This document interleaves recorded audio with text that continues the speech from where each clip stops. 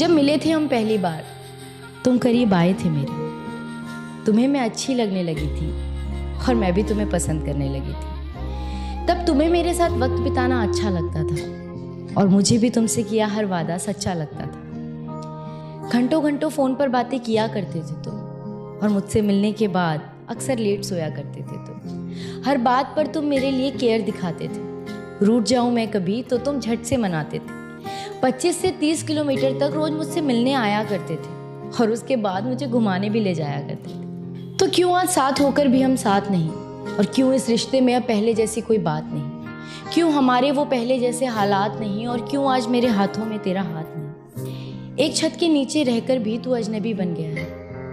पता नहीं तू अचानक इतना क्यों बदल गया है। ऐसा नहीं कि मैंने तुम्हें समझाने की कोशिश नहीं की, पर कभी तुमने ही ये रिश्ता बचाने की कोशिश नहीं की। एक अरसे से जिंदगी को ऐसे ही एडजस्ट कर रही थी और जो हो रहा था मेरे साथ उसे बेमन से एक्सेप्ट कर रही थी, और तू मेरी इसी बात का फायदा उठा रहा था। मैं दिल लगा रही थी, तू दिमाग चला रहा था। पर कब तक इन रिश्तों को घसीटा जाए? जहाँ चलना भी हो मुश्किल, वहाँ भला कैसे दौड़ा जाए? पर अब सच बताऊं तो बहुत थक चुकी हूँ मैं, और इस घिसी पिटी जिंदगी से पक चुकी हूँ। मैं जानती हूँ कि मुझे कोई समझ नहीं पाएगा। टूटा था पहले भी ये दिल, एक बार फिर से टूट जाएगा। पर इस बार मैं खुद से एक वादा करूंगी, दूसरों से कम और खुद से प्यार ज्यादा करूंगी। मैं हंसती रहती हूँ अक्सर, इसलिए कोई जान नहीं पाता, और इस हंसी के पीछे का दर्द कोई पहचान नहीं पाता।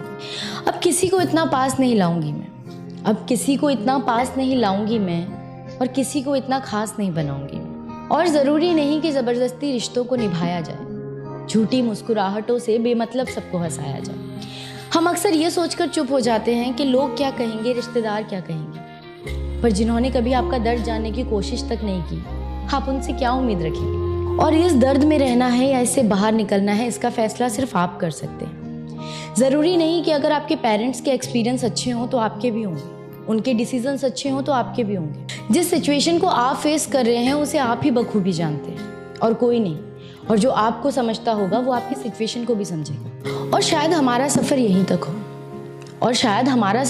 तक हो, ये सोचकर अच्छी मेमोरीज को अपनी डायरी में रखकर उस चैप्टर को बंद कर देना चाहिए। क्योंकि हो सकता है आपकी किताब में कहानी नहीं किस्से हो, और अगर आप चाहते हैं कहानी लिखना तो आपको अपनी कहानी का मेन हीरो खुद बनना होगा। क्योंकि अगर आप किसी और को अपनी कहानी का मेन हीरो बनाएंगे तो आपकी कहानी अधूरी रह सकती है, लेकिन अगर आप खुद अपनी कहानी का हीरो बनेंगे तो आपकी कहानी ज़रूर मुकम्मल होगी।